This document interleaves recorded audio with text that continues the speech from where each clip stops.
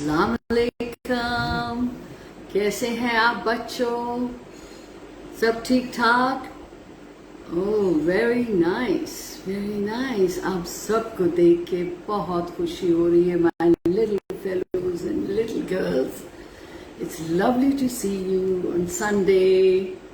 तो मज़े मज़े का दिन शुरू करते हैं, कहीं और की सैर करते हैं। ये कहानी है टर्की से। सो टर्की की सैर करते हैं पुराने ज़माने से, एक बादशाह की और उसके 3 बेटों की।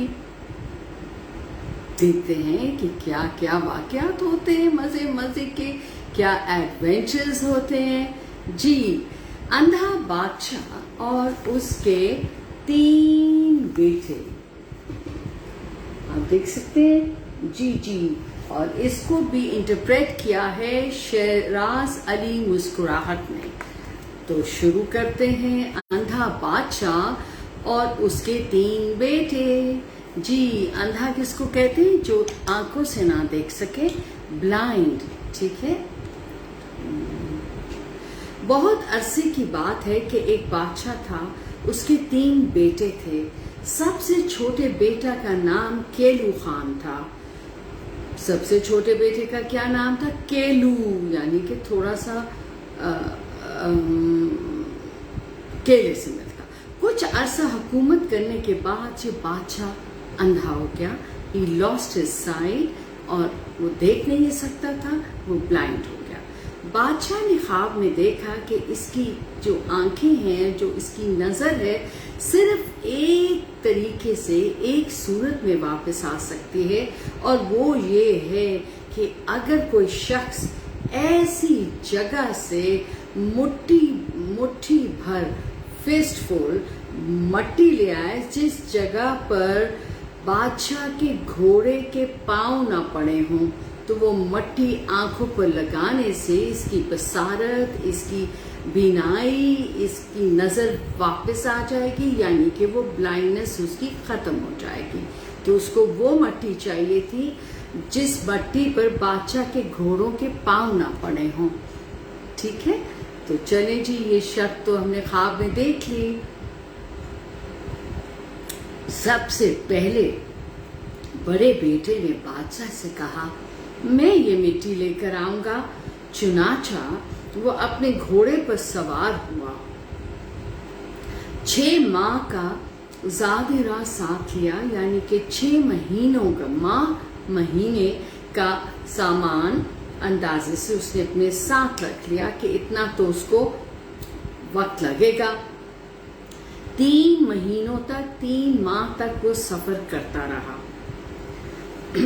3 माह के बाद उसने सोचा, मेरा बाप कभी इतनी दूर नहीं आया होगा। चुनाचा उसने वहां से मुट्ठी भर मट्टी ली और 3 महीने के बाद, 3 माह के बाद वापसी का सफर तय करके महल में आया और बाप से कहने लगा कि मैं 3 महीने, 3 माह की सफर तय करके ये मट्टी लाया हूँ। बाप ने मुस्कुरा कर जवाब दिया, बेटे, इस जगह पर तो मैं मुतअद्दिद बार बहुत दफ़ा सफ़र कर चुका हूँ। इस सरजमीन पर तो मेरा घोड़ा बारहा जा चुका है, यानी कि इस जगह पे तो मेरा घोड़ा बहुत दफ़ा जा चुका है मेरे साथ। बड़े बेटे को इस बात से बहुत रंज हुआ, बहुत अफसोस हुआ, उसको दुख हुआ और वो खामोशी के साथ महल से चला गया, मायूस हो गया। इसके बाद दूसरे बेटे ने, दूसरे नंबर के शहजादे ने दावा किया, मैं ऐसी जगह से मट्टी जरूर लाऊंगा जहां पर मेरे बाप के घोड़े ने कभी कदम ना रखा हो। चुनाचा इसने भी साल भर का ज़ादिरा, यानी कि 1 साल के अरसे के लिए अंदाजे से अपना सामान रखा और फिर वो दूसरी सिमत चल पड़ा और 6 माह, 6 महीने, 6 मंथ्स वो सफर करता रहा। 6 महीने वो ऐसे पहाड़ पर पहुंचा जो पेड़ों से, यानी कि दरख्तों से, ट्री से बिल्कुल ढका हुआ था। پھر وہ پہاڑ کی چوٹی پر پہنچا اور وہاں سے مٹھی بھر مٹی لے کر 6 مہینے کی مسافت کے بعد، جرنی کے بعد، رستے کے بعد، سفر کے بعد واپس لوٹا اور باپ کو مٹی دیتے ہوئے کہا، میں فلاں جگہ سے مٹی لایا ہوں اور اس سے آپ کی بینائی، آپ کی آنکھیں ضرور لوٹ آئیں گی۔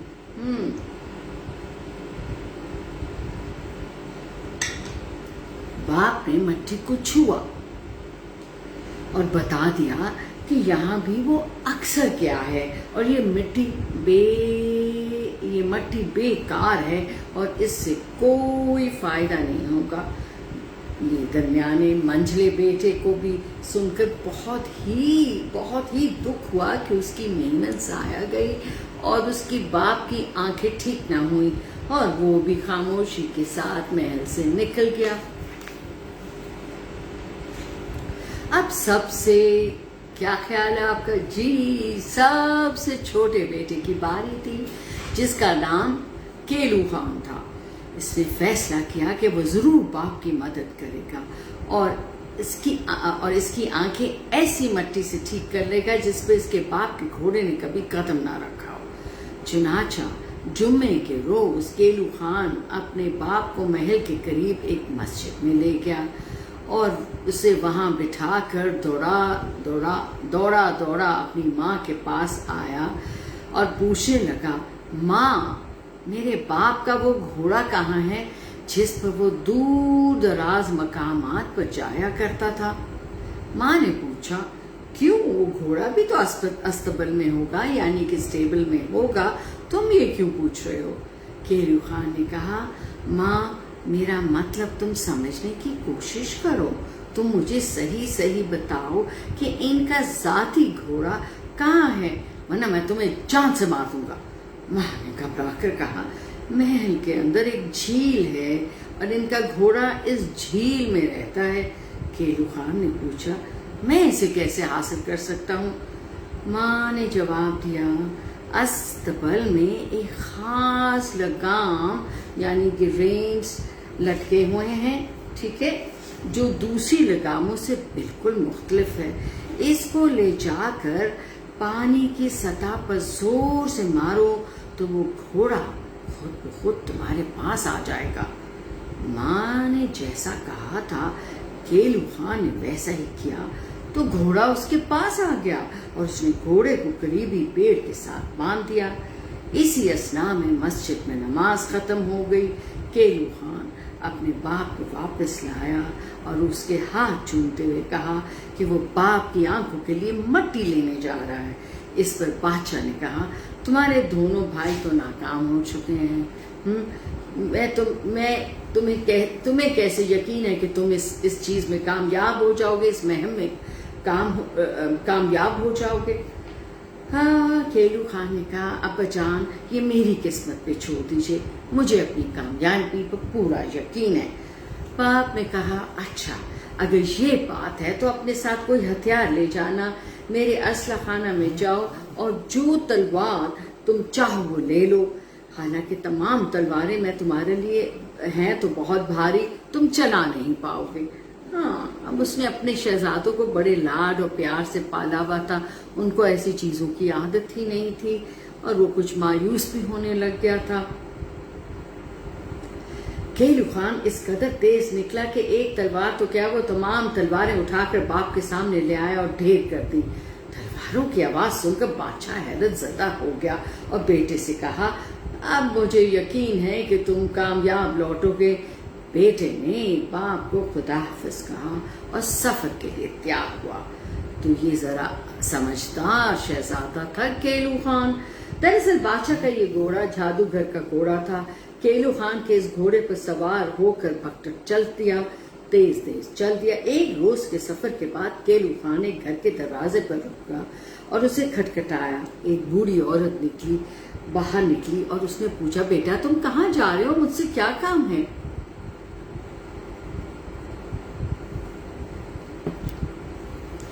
کیلو خان نے کہا، میں بادشاہ کا بیٹا ہوں اور وہ اندھا ہو گیا ہے، اور ماں، میں ایسی جگہ کے مٹی کی تلاش میں نکلا ہوں جس مٹی پر میرے باپ کے گھوڑے کے پاؤں نہ پڑے ہوں، میں سفر کرتا رہوں گا جب تک کہ اس مٹی کو حاصل نہ کر سکوں۔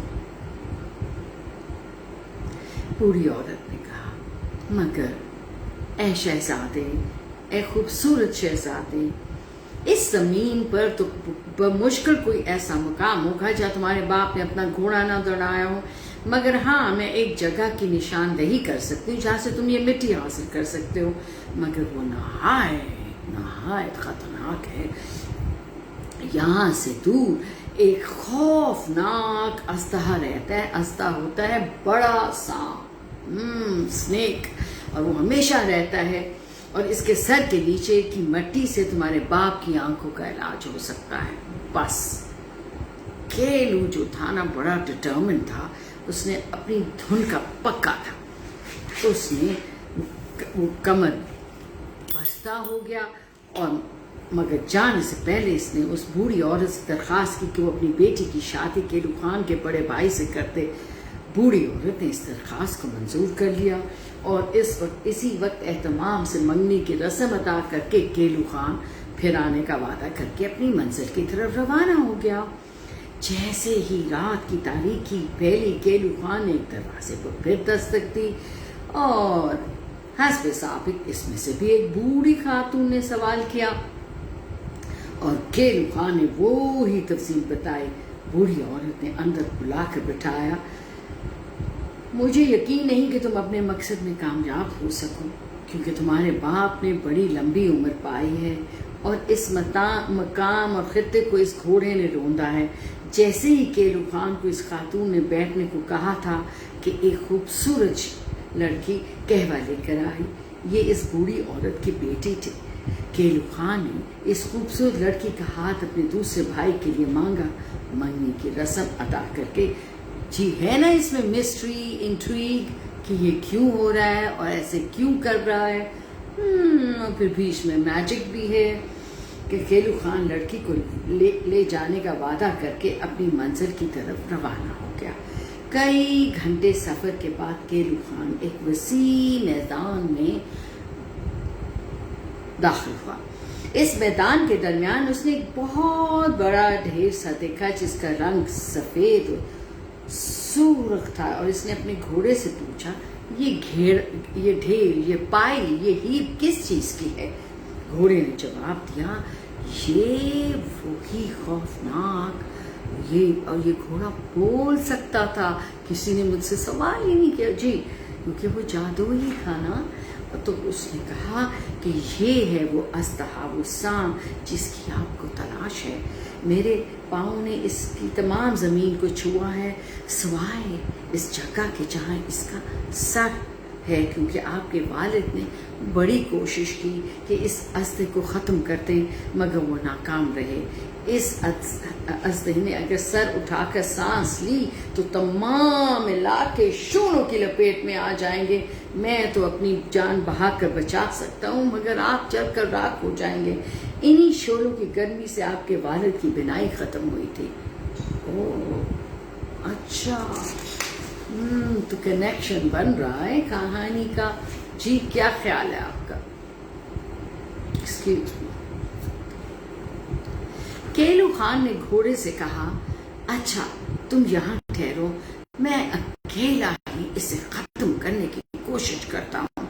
جیسے ہی کیلو خان اژدہے کے قریب آیا، اس نے کیلو خان سے پوچھا، آؤ جوان، تمہیں کیا چاہیے؟ کیلو خان نے جواب دیا، جناب اژدہے، آپ کی اجازت سے میں ایک مٹھی بھر مٹی آپ کے سر کے نیچے سے لے جانا چاہتا ہوں۔ میں نے سنا ہے کہ میرے والد صاحب نے اکثر آپ سے جنگ کی اور شکست کھائی، جس کی وجہ سے وہ اب اندھے ہو گئے ہیں۔ اب میں انہی کی آنکھوں کے لیے تھوڑی سی مٹی لینا چاہتا ہوں تاکہ اس مٹی سے ان کی آنکھوں کا علاج کر سکوں۔ اژدہا نے کہا، ہاں کیا آپ تو مجھ سے لڑنے آئے ہو؟ میں تمہیں ایک شرط پر مٹی دینے کو تیار ہوں۔ کیلو خان نے جلدی سے کہا، مجھے ہر شرط منظور ہے، آپ کہیے تو صحیح۔ ازدے نے کہا یہاں سے دور پہاڑوں کے پیچھے ایک خواجہ رہتا ہے، اس کی ایک نہایت خوبصورت بیٹی ہے، اگر تم مجھے وہ لڑکی لا دو تو میں تمہیں تمہارے مطلب کی مٹی دے دوں گا۔ کیلو خان نے وعدہ کیا کہ وہ پوری کوشش کرے گا۔ کیلو خان گھوڑے پر سوار ہو کر کئی دن کی مسافت کے بعد ازدے کے بتائے ہوئے ٹھکانے پر پہنچا۔ دیکھا کہ ایک سرسبز میدان میں وہ لڑکی نماز پڑھ رہی ہے وضو کر کے۔ کیلو خان نے اس کے نزدیک جاتے کہا السلام علیکم، مگر لڑکی تو نماز پڑھ رہی تھی، جواب کیسے دیتے؟ جیسے ہی کیلو خان نے دوبارہ کچھ کہنے کو منہ کھولا تو وہ ایک دم اندھا ہو گیا۔ جب لڑکی نے اپنی نماز ختم کر لی تو اس نے کیلو خان سے کہا اے جوان بولو اب کیا بات ہے؟ کیلو خان نے کہا کیا بولوں خاک، میں تو آنکھوں کے ساتھ آیا تو اب میری آنکھیں بھی اندھی ہو گئی ہیں۔ لڑکی نے جواب دیا تمہیں اتنا تو معلوم ہونا چاہیے، اتنا تو علم ہونا چاہیے تھا نا کہ ہر بات کا ایک وقت اور اصول ہوتا ہے۔ کیا تمہیں معلوم نہیں کہ نمازی سے نماز کے دوران بات نہیں کی جاتی؟ یہ نماز کے آداب ہیں۔ کیلو خان نے کہا میں سیدھا سادہ انسان، ان آداب سے واقف نہیں ہوں۔ لڑکی نے کہا اچھا اگر یہ بات ہے تو میں تمہاری آنکھوں کو ٹھیک کر دیتی ہوں۔ لڑکی نے بسم اللہ پڑھ کر اپنے دونوں انگوٹھے شہزادی کی آنکھوں پر رکھے تو اس کی آنکھیں واپس آ گئی، اس کی بینائی واپس آ گئی، ہی could see، مگر اس کی آنکھوں کی سفیدی غائب تھی اور تمام آنکھیں سیاہ تھیں۔ لڑکی نے پوچھا اب بتاؤ تمہارے یہاں آنے کا مقصد کیا ہے؟ کیلو نے کہا میرا یہاں آنے کا مقصد یہ ہے کہ میں تمہیں نیچے وادی میں خوفناک ازدے کے پاس لے جاؤں تاکہ وہ مجھے مٹھی بھر مٹی اپنے سر کے نیچے کی دے دے، جس مٹی سے میں اپنے اندھے باپ کی نظریں، اس کی بینائی، اس کی بصارت واپس لا رکھوں۔ یہ شرط اس ازدے نے رکھی ہے۔ لڑکی نے کہا بھائی میں تمہارے باپ کی آنکھوں کو ٹھیک کر سکتی ہوں۔ کیلو خان نے کہا مگر میں نے اپنے باپ سے وعدہ کیا ہے کہ میں ازدے کے سر کے نیچے سے مٹی لاؤں گا۔ لڑکی نے کہا ٹھیک ہے میں تمہارے ساتھ چلوں گی، مگر اس کے لیے بھی میری ایک شرط ہے۔ کیلو خان نے بے صبری سے کہا آپ فرمائیے، میں وہ شرط پوری کروں گا۔ لڑکی نے بتایا یہاں سے دور دراز علاقے میں ایک دریا ہے،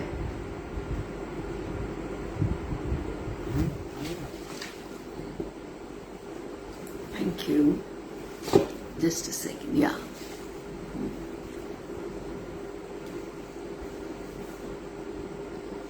اس دریا میں ایک گھوڑی اپنے 6 بچوں کے ساتھ رہتی ہے۔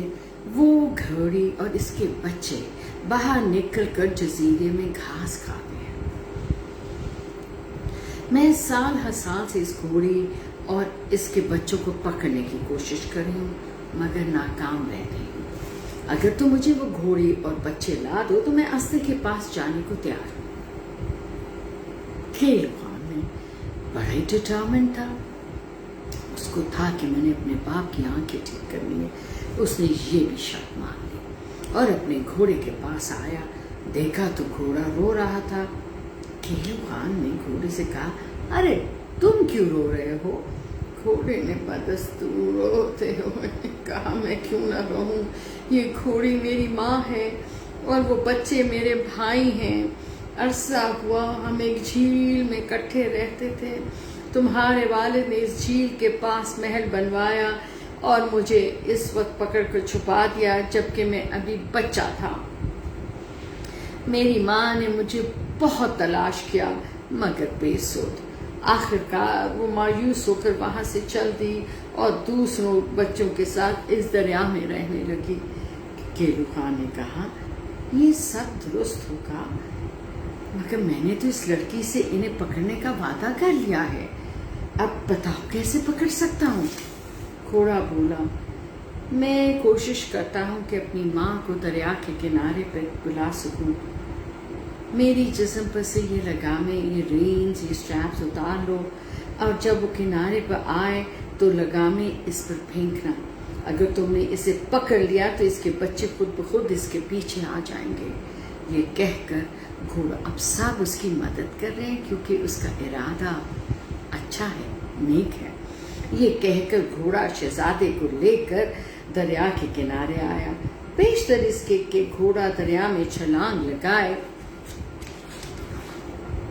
اس نے شہزادے سے کہا، اگر تم دریا کی سطح پر سرخ رنگ کے بلبلے اور جھاگ دیکھو تو میرا خیال دل سے نکال دینا، اور اگر تمہیں سفید جھاگ نظر آئے تو سمجھنا کہ میں زندہ ہوں۔ جب گھوڑے نے دریا میں چھلانگ لگائی تو چند لمحوں تک شہزادے نے دھڑکتے دل سے انتظار کیا۔ مہان اس نے سفید رنگ کی جھاگ کو دریا کی سطح پر دیکھا۔ اسے ساتھ ہی اپنا گھوڑا نظر آیا جس کے پیچھے اس کی ماں اور بھائی بھی پانی سے باہر آ گئے۔ شہزادے نے بڑی صفائی اور پھرتی سے وہ لگام گھوڑے کی سر پر ڈال دی اور یوں اسے اپنے قابو میں کر لیا۔ پھر وہ گھوڑی لے کر خواجہ کی بیٹی کے پاس آیا۔ لڑکی گھوڑی سے بولی، آخر کار میں نے تمہیں پکڑ ہی لیا۔ گھوڑی نے جواب دیا، تم نے مجھے نہیں پکڑا، میں انجانے میں پکڑی گئی ہوں۔ خواجہ کی بیٹی نے کیلو خان سے کہا کہ تم بہت بہادر ہو، اور اب اس بات کا حق ہے کہ وہ اسے لے کر استہ کے پاس جائے۔ لہٰذا وہ اس منہ زور گھوڑی پر بیٹھی اور کیلو خان اپنے گھوڑے پر سوار ہوا اور دونوں اس خوفناک استہ کے پاس آئے۔ کیلو خان نے دور ہی سے استہ کو زوردار مؤدبانہ سلام کیا۔ استہ نے جواب دیا، وعلیکم السلام بیٹے، تم واقعی ایک عقل مند اور بہادر انسان ہو۔ میں عرصے سے اس کوشش میں تھا کہ خواجہ کی بیٹی کو حاصل کروں مگر ناکام رہا۔ تم مجھ سے زیادہ عقل مند ہو، اب تم میرے سر کے نیچے سے مٹی لے جا سکتے ہو، اور انعام میں خواجہ کی بیٹی بھی تمہیں دیتا ہوں۔ کیلو خان مٹی اور لڑکی کو لے کر خوشی خوشی اپنے محل کی طرف چلا۔ جیسے ہی وہ مٹی اس نے رومال میں باندھی، ادھر محل میں بادشاہ کی بینائی واپس آ گئی۔ اس کا علم صرف خواجہ کی بیٹی کو تھا۔ اب کیلو خان، خواجہ کی بیٹی اور گھوڑی کے 6 بچے بڑی تیزی سے محل کی طرف جا رہے تھے کہ خواجہ کی بیٹی نے کیلو خان سے کہا، دیکھو اپنے دونوں بڑے بھائیوں سے خبردار رہنا، آگے جو چورایا آئے گا وہاں وہ تمہیں ملیں گے، بظاہر وہ تمہارے استقبال کو آئیں گے، لیکن انہیں تو علم ہے کہ بادشاہ کی آنکھیں ٹھیک ہو گئی اور تم واپس آ رہے ہو، مگر وہ تمہیں ایسے جال میں پھنسائیں گے کہ تاکہ وہاں موت آ جائے اور تم محل تک نہ پہنچ سکو اور بادشاہ کے منظور نظر نہ بن سکو، یعنی کہ اس کا فیورٹ بیٹا نہ، شہزادہ نہ بن سکو۔ کیلو خان نے کہا، یہ تم کیا کہہ رہی ہو، اس بات کو میں نہیں مانتا۔ خواجہ کی بیٹی نے کہا، بے شک یہ سچ ہے، مگر تم فکر نہ کرو، میں تمہیں جادو کی انگوٹھی دیتی ہوں، یہ تمہاری مددگار ہوگی۔ جب تمہارے بھائی تمہارے لیے گڑا گود کر تمہیں اس میں گرا لیں گے تو تم صبر سے جمعے کی اذان کا انتظار کرنا۔ جب اذان کی آواز سنو تو اس انگوٹھی کو کھا لینا یا چاٹ لینا۔ اچانک 2 بڑے بڑے بچھڑے تمہارے پاس نمودار ہوں گے، جن میں سے ایک سفید رنگ کا ہوگا، دوسرا سیاہ رنگ کا ہوگا۔ اگر تم سفید بچھڑے پر سوار ہونے میں کامیاب ہو گئے، وہ تمہیں اس گھڑے سے نکال کر اوپر لے آئے گا، اور اگر تم کالے بچھڑے پر سوار ہوئے تو تمہیں زمین کی انتہا گہرائیوں میں جا کر پھینک دے گا۔ کیلو خان پھر بھی نہیں ڈرا۔ اس نے تمام باتیں سن کر اپنی گرہ میں باندھ دی اور سمجھ لی کہ سفید بچھڑے پہ چڑھنا ہوگا، اور وہ دوسرے گھر میں گیا جہاں اس نے بڑے بھائی کی منگنی ایک خوبصورت شیزہ سے کی تھی۔ ان دونوں کو بھی گھوڑوں پر سوار کر کے اب وہ ان تمام لوگوں کے ساتھ اپنے باپ کے محل کی جانب روانہ ہوا۔ چلتے چلتے یہ لوگ اسی چوراہے تک پہنچے جہاں کیلو خان کے دونوں بھائی بظاہر اس کے استقبال کے لیے شامیانے لگائے بیٹھے تھے۔ خواجہ کے بیٹے نے ایک بار پھر کیلو خان کی توجہ بھائیوں کی چالاکی اور مکاری اور دھوکہ بازی کی طرف دلائی اور کہا، جب تمہیں وہ گڑھے میں ڈال دیں گے تو ہم تینوں لڑکیوں کو ساتھ لے جائیں گے۔ ان دو سے تو وہ شادی کر لیں گے، مگر میں ان میں سے کسی سے شادی نہیں کروں گی جب تک وہ میری شرطیں پوری نہیں کریں گے۔ ان میں سے ایک شرط یہ ہوگی کہ شادی کے لیے مجھے ایسا لباس چاہیے جس نے سورج کو نہ دیکھا ہو، جسے کسی کینچی نے نہ کاٹا ہو، کسی انسان نے نہ سیا ہو، ہائے جس کو کوئی سورج کی روشنی نہ لگا ہو، جس کو کسی نے کاٹا نہ ہو، سیا نہ ہو، اور وہ صرف ایک ہی ہے، اور اس دنیا میں وہ لباس صرف ایک ہی ہے، اور اس اخروٹ میں ہے جو میں تمہیں دیتی ہوں۔ جب میں یہ لباس دیکھوں گی تو مجھے علم ہو جائے گا تم اس موت کے گھڑے سے نکل آئے۔ اچھا بچوں، اب تو ہو گیا ہے اگلی کہانی کا ٹائم، ٹھیک ہے؟ تو ہم اس کو یہیں چھوڑتے ہیں، کیا خیال ہے؟ تو پھر اب وہ خواجہ کی بیٹی کو اور اس بوڑھی عورت اور اس کی بیٹی کو، جس سے اس نے اپنے ایک بھائی کی منگنی کی تھی، ان کو لے کر وہ چل پڑا ہے کہاں؟ محل کی طرف، ٹھیک ہے نا؟ اور اب نہیں، وہ اپنے بھائیوں کو ملے گا اور دیکھے گا۔ اب دیکھتے ہیں کہ کیا ہوتا ہے، ٹھیک ہے جی؟ تو لیتے ہیں ایک چھوٹا سا break.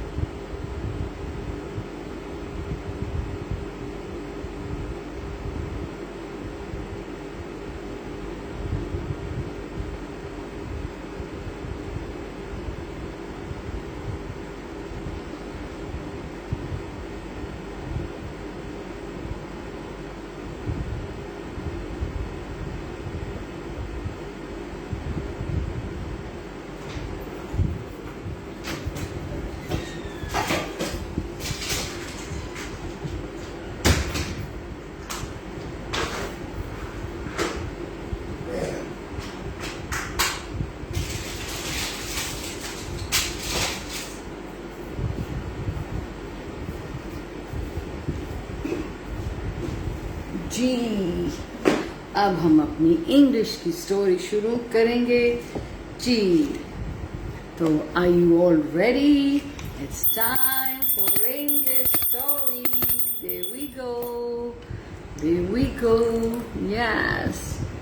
Let me have my medicine and I'll be ready for a story.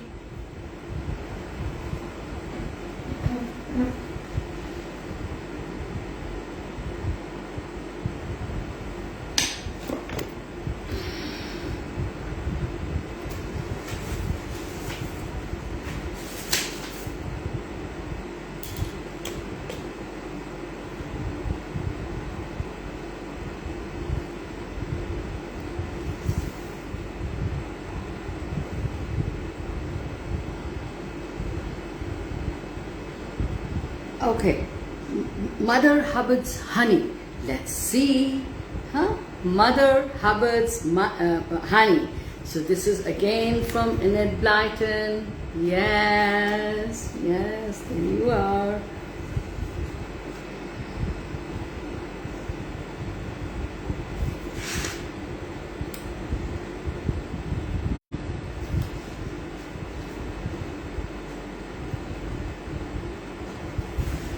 Okay, Mother Hubbard's Bunny by Enid Blyton. Yes, let's get started.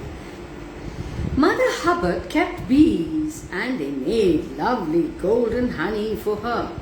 Mother Hubbard took it from the hives and put it into jars.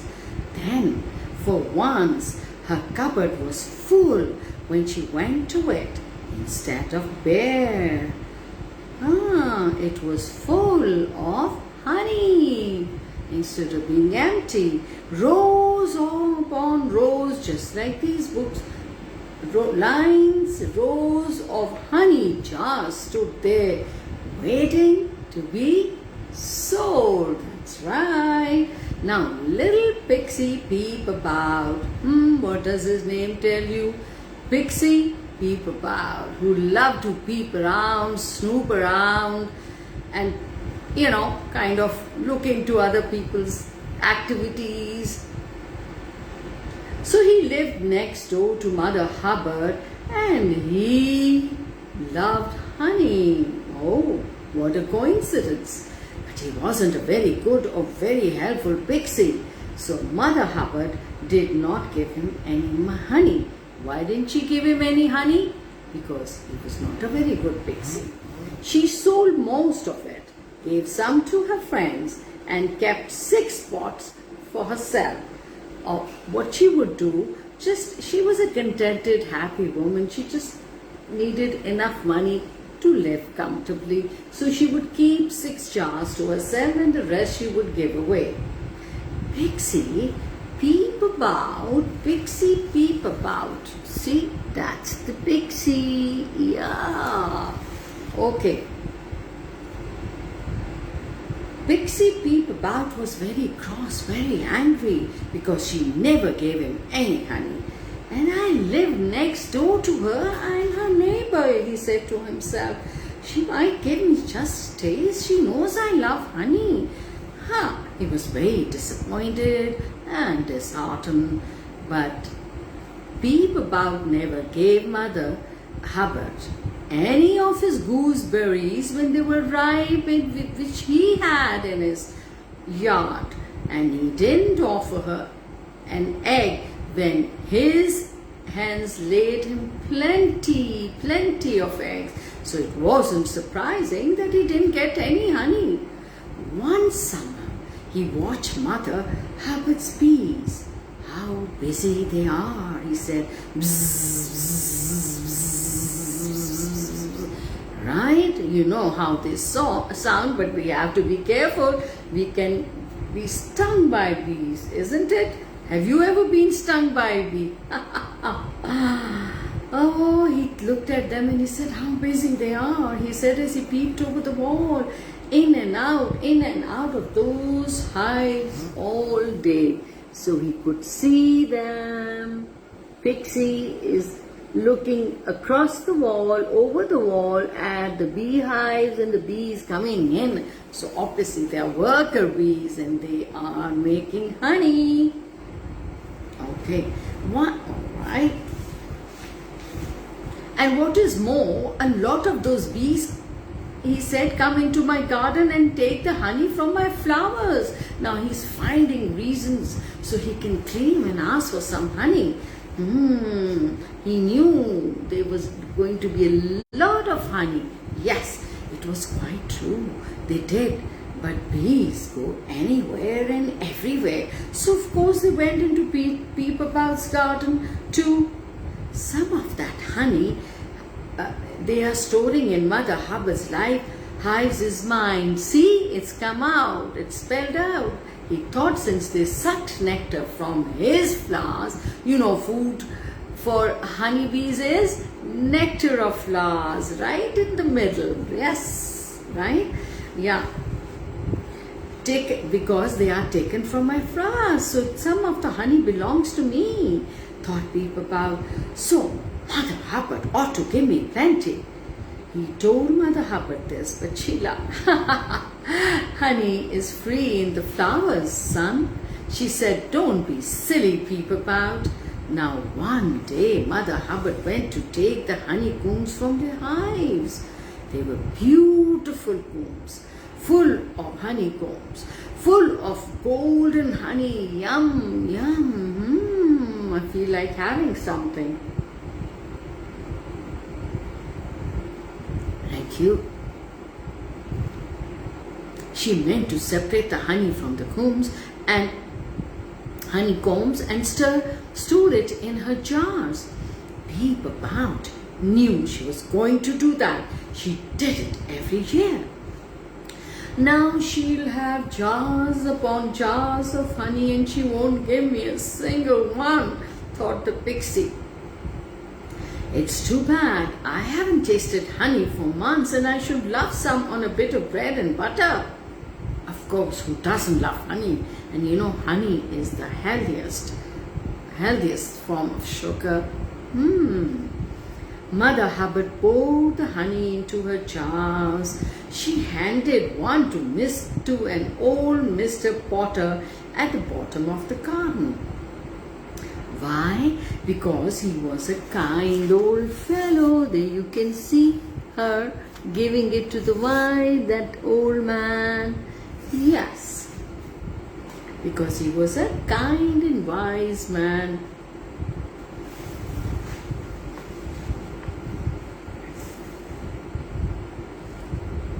He was a kind old fellow and always gave Mother Hubbard tomatoes when he had some to spare. He was delighted. "Thank you, ma'am. Thank you, ma'am.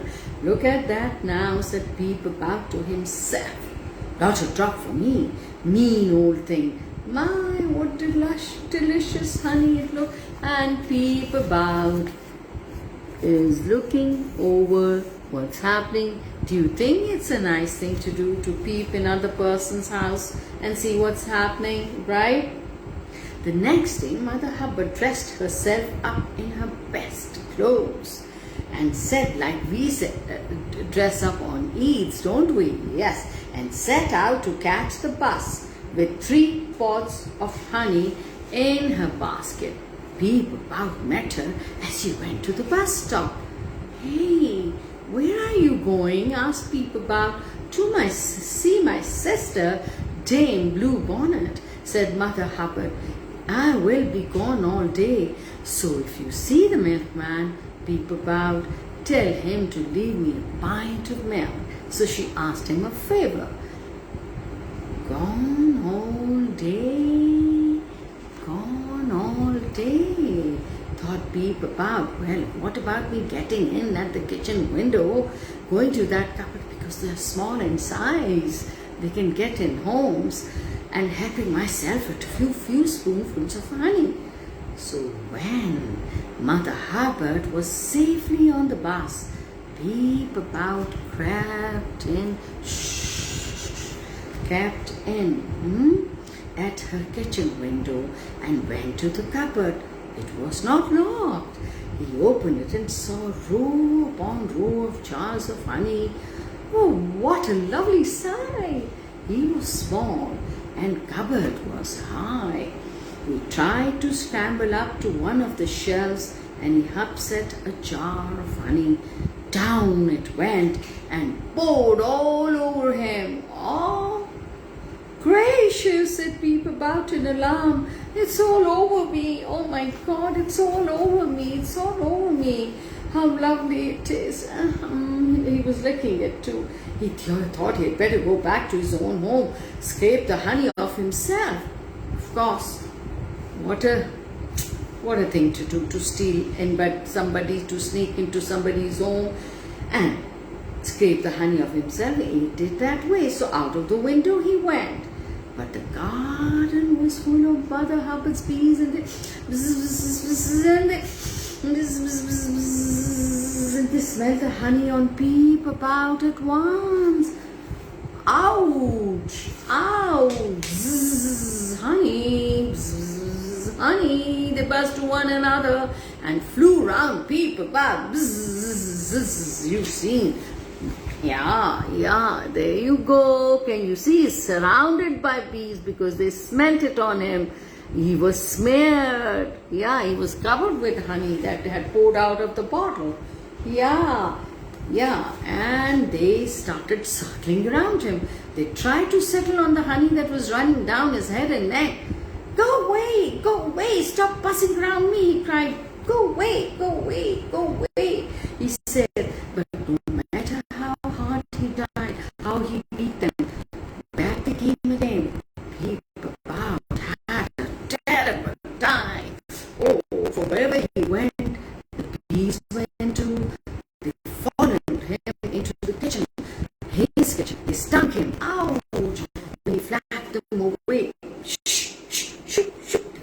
itching and stinking him.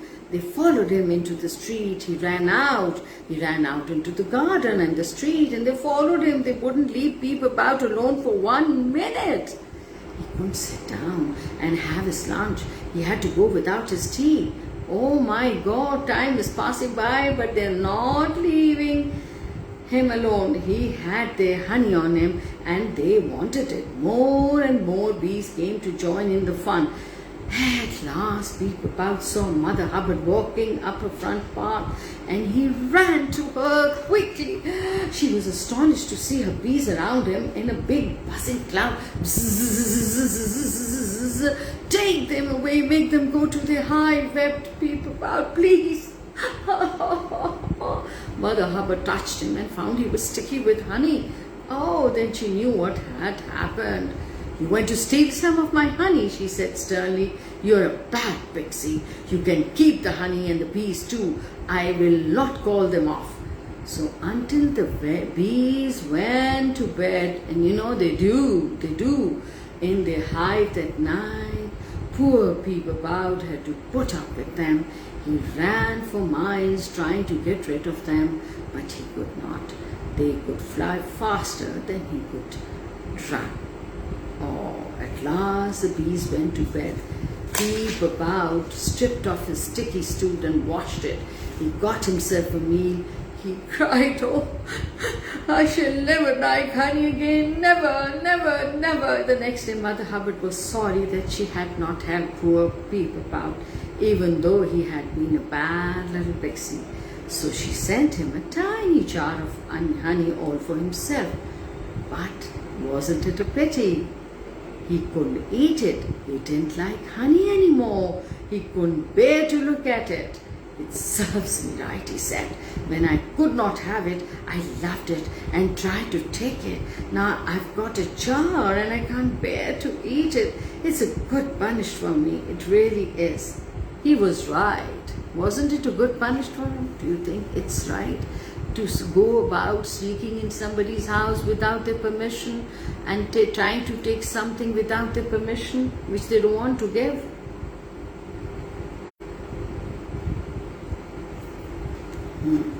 So now there's another short story. There you are.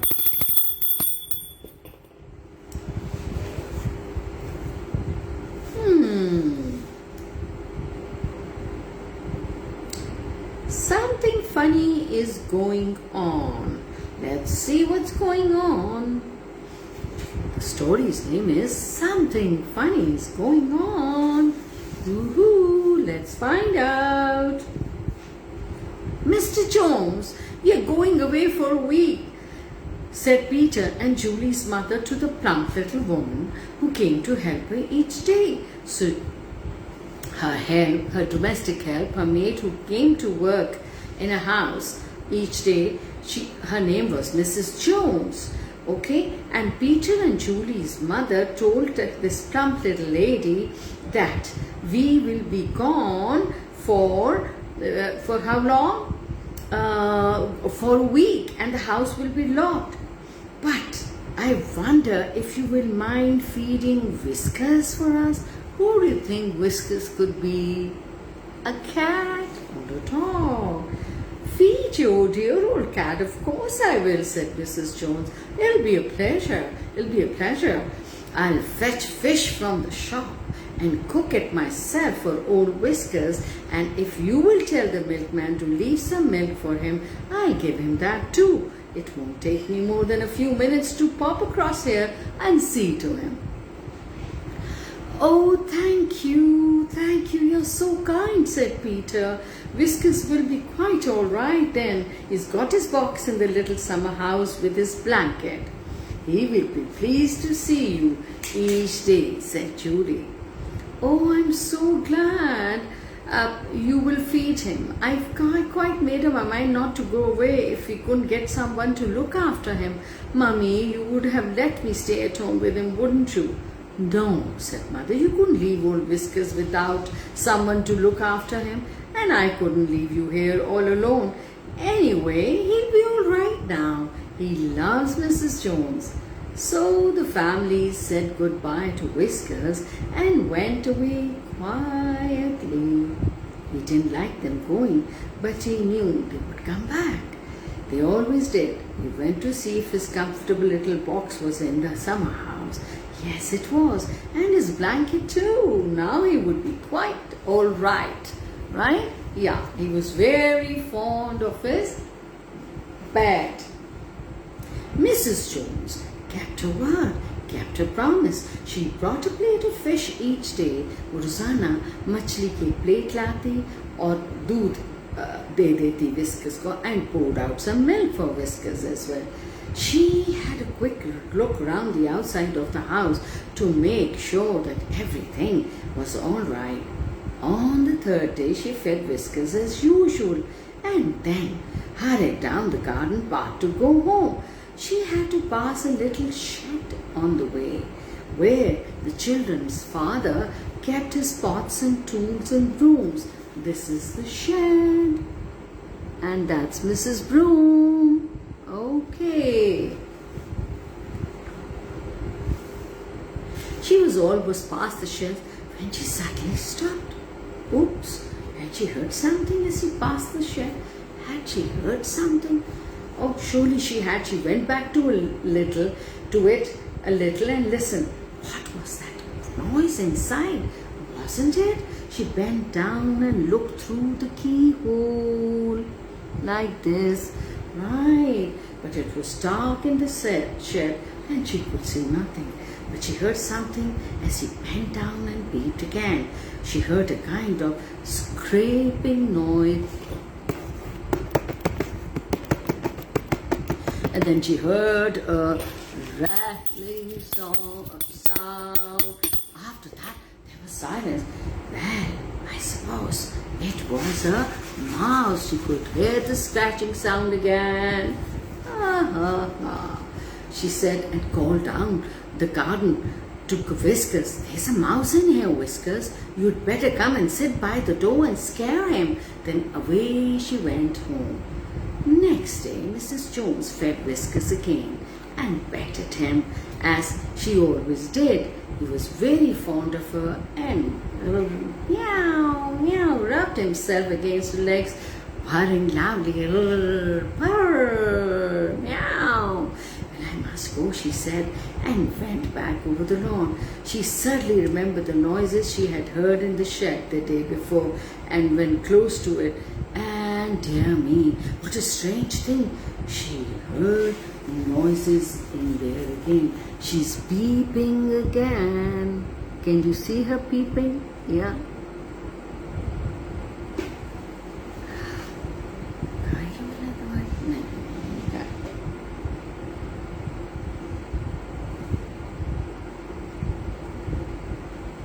Scrape, scrape.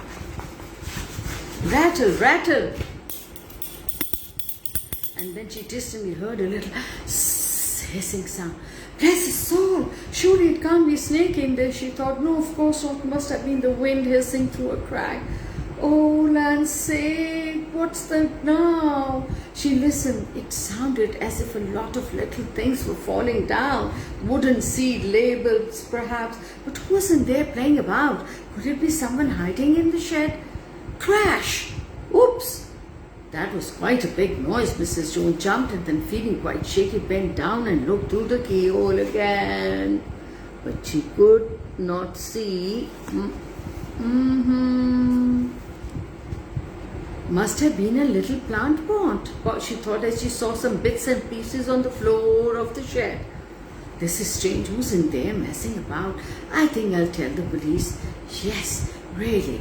I think I will. If someone's hiding there, they may be waiting to burgle the house at night. Oh, yeah, there's a possibility. Yes.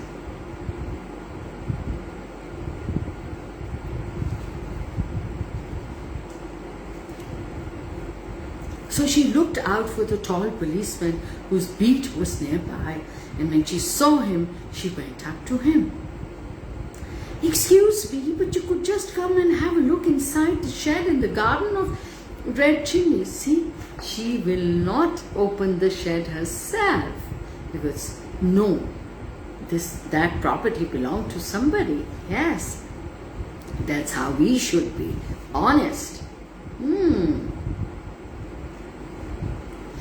The people are away and I feed the cat each day, and it's my belief there's someone hiding in this shed.